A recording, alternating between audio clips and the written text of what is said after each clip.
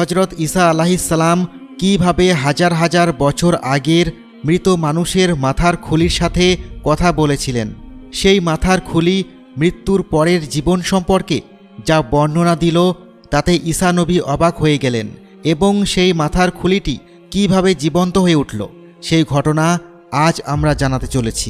একদা হজরত ঈসা আলাইহিসসালাম সিরিয়া উপমহাদেশের পার্শ্ববর্তী অঞ্চলের পাশ দিয়ে কোথাও গমন করছিলেন। চলার পথে একসময় সে মৃত মানুষের মাথার খুলি দেখতে পেল। মাথার খুলিটি দেখে তার মনে কৌতূহল জন্ম নিল। তিনি ওই ব্যক্তির জীবন সম্পর্কে জানার আগ্রহ পোষণ করলেন। তখন হজরত ঈসা আলাইহিসসালাম আল্লাহর কাছে দোয়া করলেন এর সম্পর্কে জানার জন্য। আল্লাহর নির্দেশে খুলিটি কথা বলা শুরু করল।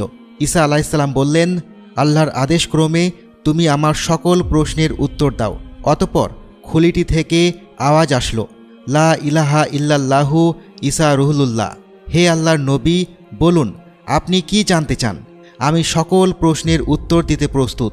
তখন আল্লাহর নবী জিজ্ঞাসা করলেন, বলুন তো তুমি পুরুষ নাকি মহিলা, পাপী নাকি পুণ্যবান, ধনী না দরিদ্র, লম্বা নাকি খাটো, দাতা নাকি বখিল ছিলে, তোমার নাম কি? প্রশ্নগুলো উত্তর শুনে খুলি উত্তর দিল, হে আল্লাহর নবী, আমি পৃথিবীতে থাকা অবস্থায় অমুক অঞ্চলের জনৈক বাদশাহ ছিলাম।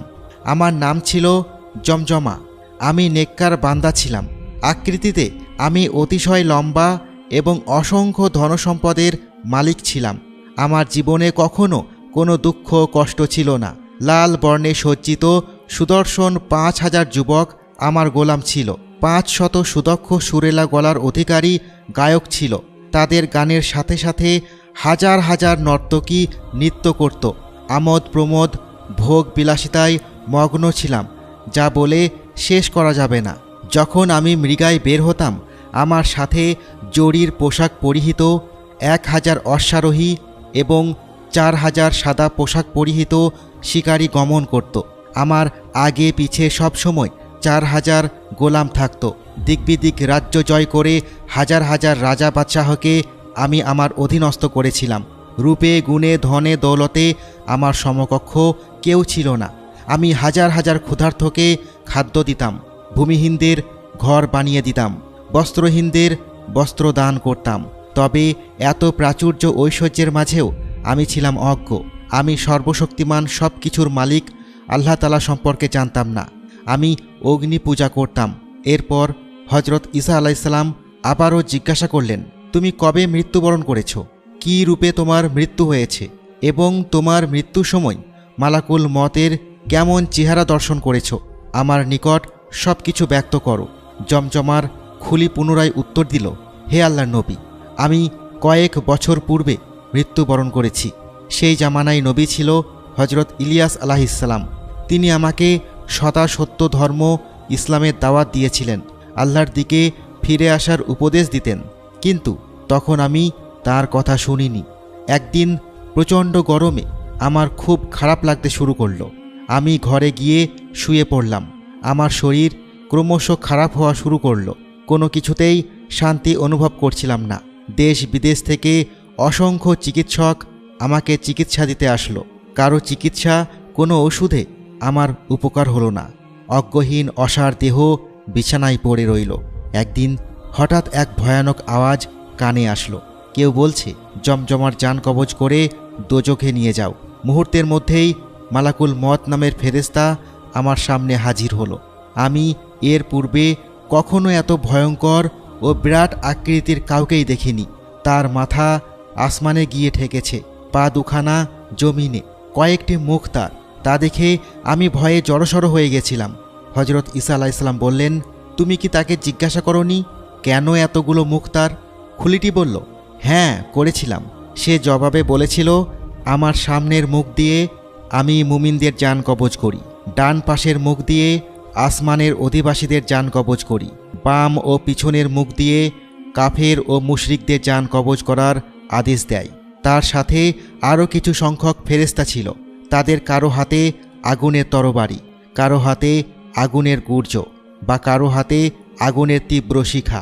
আমি কসম করে বলতে পারি, সেখান থেকে যদি এক কণা আগুন পৃথিবীতে এসে পড়ত, পৃথিবী জ্বলে পুড়ে ধ্বংস হয়ে যেত।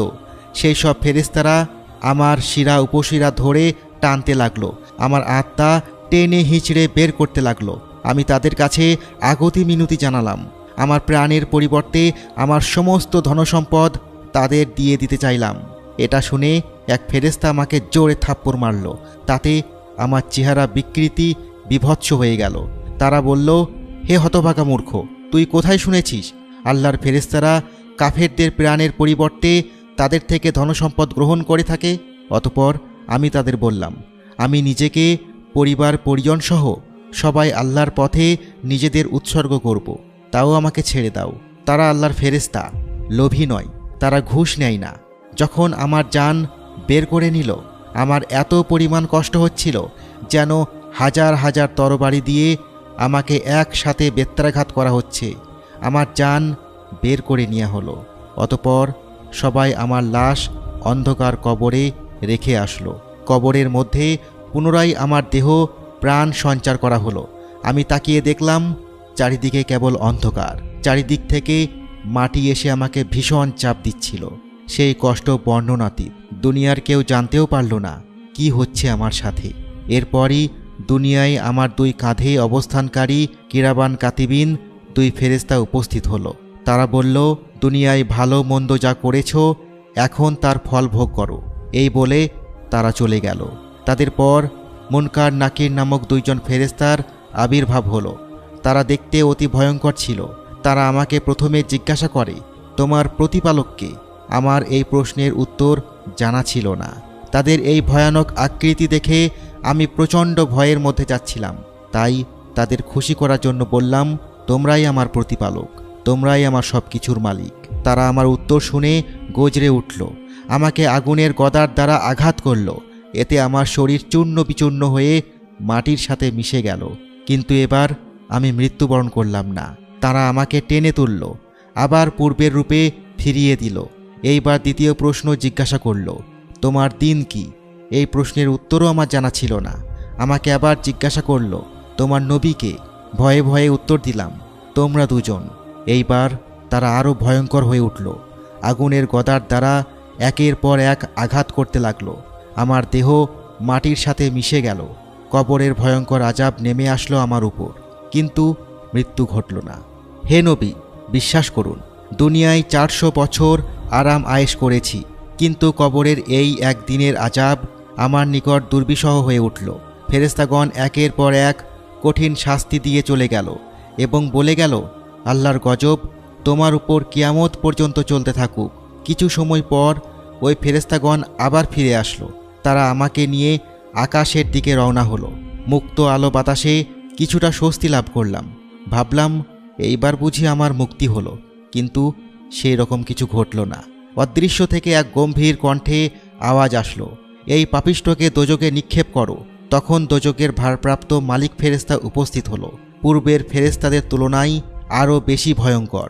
আমি অত্যন্ত ভীত হয়ে পড়লাম, কিন্তু তখন যে আমার কিছুই করার ছিল না। মালিক ফেরেশতা আমাকে আগুনের শেকল দিয়ে বেঁধে টেনে হিঁচড়ে দোজকে নিয়ে আসলো। অগ্নিকুণ্ডলীর উপর নিক্ষেপ করলো আমাকে। আমার শরীরের চামড়া তুলে নেওয়া হলো। চামড়াবিহীন শরীরে উত্তপ্ত শিকল বেঁধে দিল। জ্বলন্ত অগ্নিতে আমি জ্বলতে থাকলাম। এরপর আমাকে এক অন্ধকার গুহায় নিক্ষেপ করা হলো, যা ছিল ভয়ঙ্কর সাপ বিচ্ছুদে পরিপূর্ণ। ওই সব প্রাণী আমাকে একের পর এক দংশন করতে লাগলো। বিভিন্নভাবে আমাকে আযাব প্রদান করা হচ্ছিল। আমার মুখ বন্ধ করে দেওয়া হচ্ছিল। কোনোরূপ চিৎকার করার সুযোগ ছিল না। কান্নাবিহীন অসম্ভব কষ্ট যন্ত্রণা আমি ভোগ করতে থাকলাম। এতটুকু বলে জমজমার মাথার খুলিটি থামল। এরপর হজরত ঈসা আলাইহিসসালাম বললেন, তুমি আমাকে দোজকের বিবরণ বলতে পারবে? খুলিটি বলল, হ্যাঁ, 7 স্তরে দোজক রয়েছে। প্রতিটি স্তরে দোজকে রয়েছে ভিন্ন ভিন্ন শাস্তি। দোজকগুলো হলো 1 লাজা, 2 জাহান্নাম, 3 জাহিম, 4 সাইর, 5 সাকার, 6 হুতমা এবং 8 হাবিয়া। দোজকে উপর নিচে ডানে বামে সর্বত্রই রয়েছে কেবল আগুন আর আগুন। সেখানে আগুনের খাদ্য পাপিষ্ঠরা এবং পাপিষ্ঠদের খাদ্য আগুন। জাহান্নামীরা ভয়ঙ্কর আযাব ভোগ করবে দোজকে।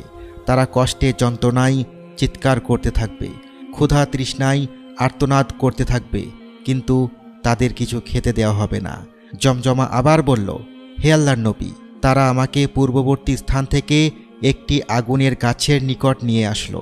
আমি কিছু খাবার প্রার্থনা করলে আমাকে তারা ওই গাছের জাক্কুম নামক কাঁটাযুক্ত ফল খেতে দিল। ক্ষুধার তাড়নায় ওই ফল খাওয়ার ফলে আমার মুখ, গলা, পেটে কাঁটা বিঁধে গেল। আমার গলা দিয়ে টাটকা রক্ত পড়তে লাগলো।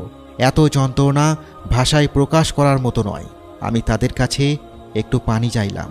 তারা আমাকে উত্তপ্ত রক্ত দিল, যা পান করে আমার ভিতরের নাড়ি ভুঁড়ি সব কিছু গলে মলদার দিয়ে বের হয়ে আসতে লাগলো।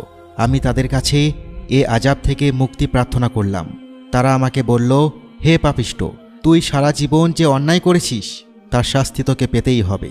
আল্লাহর এত নিয়ামত গ্রহণ করেও কখনো কৃতজ্ঞতা প্রকাশ করিসনি, শিরকে লিপ্ত ছিলি, সাধারণ মানুষের হক নষ্ট করেছিস, ন্যায্য অধিকার কেড়ে নিয়েছিস, তোকে এর ফল ভুগতেই হবে। জমজমার খুলিটি এরপর বলল, হে আল্লাহর নবী, আপনি আমার জন্য একটু দোয়া করুন, তিনি যেন আমাকে এই আযাব থেকে মুক্ত করে পুনরায় জীবন দান করেন। আমি এক ও একমাত্র সৃষ্টিকর্তা আল্লাহ তাআলার ইবাদত করে তাঁর নৈকট্য অর্জন করতে চাই। এরপর হজরত ঈসা আলাইহিসসালাম সেই ব্যক্তির জন্য দোয়া করলেন, হে আল্লাহ, আপনি অসীম দয়ালু এবং ক্ষমাশীল। আপনি এই ব্যক্তির অপরাধ ক্ষমা করে তাকে নতুন জীবন দান করুন, আপনার ইবাদত করার সুযোগ করে দিন। আল্লাহ তাআলা ঈসা আলাইহিসসালামের দোয়া কবুল করলেন। জমজমা নতুন জীবন পেল। সে সবসময় আল্লাহর ইবাদত বন্দিগিতে ব্যস্ত থাকত। কথিত আছে, নতুন প্রাপ্ত জীবনে সে 80 বছর জীবিত ছিল।